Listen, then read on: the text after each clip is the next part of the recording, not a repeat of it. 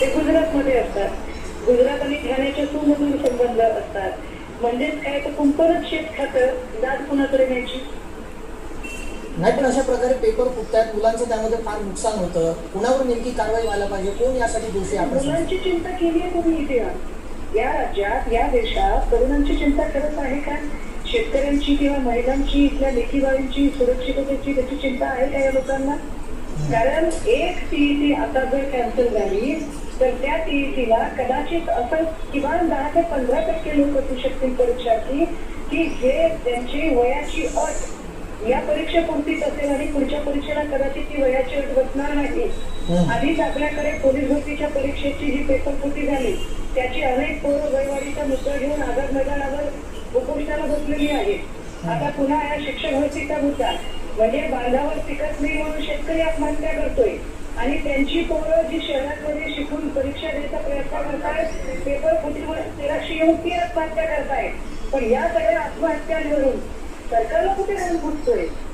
कारण पेपर फुटलं काय काय काय झालं काय? बरं, हे सगळे प्रश्न पत्रकारांनी पण विचारायचे नाही. कारण पत्रकारांनी जर सरकारला विचारली तर पत्रकारांचं डोकं फुटेल अशी धमकी दिली जाते. ठिकाणी 1728 केंद्र होते.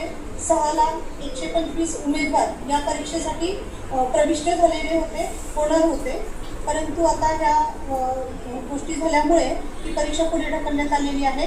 परीक्षा पुढची केव्हा होणार आहे याचं नियोजन आम्ही आता करत आहोत. पुढची तारीख लगेचच कळवू.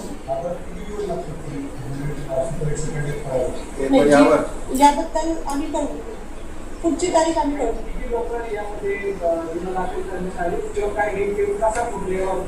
याबद्दल काहीच माहित नाहीये. परंतु कुठला आमचे अधिकारी परीक्षा परिषदेचे अध्यक्ष त्याची चौकशी चालू आहे.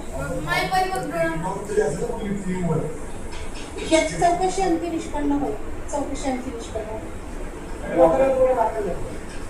3 लोकांवर गुन्हा झालाय असं दाखल झाला असं समजतं.